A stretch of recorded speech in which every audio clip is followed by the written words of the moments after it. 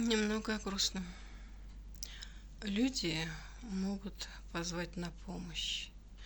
Они могут бороться, могут защищаться. А животные ничего этого не могут. Вот поэтому я защищаю самых обездоленных. Это животных, говорила Бриджит Бардо. И это правда. Особенно дачники бросают. Вот картину видела. Животные. В снегу. Я остаюсь, а ты будешь жить, а я умру от голода. Не забывайте, бумеранг есть.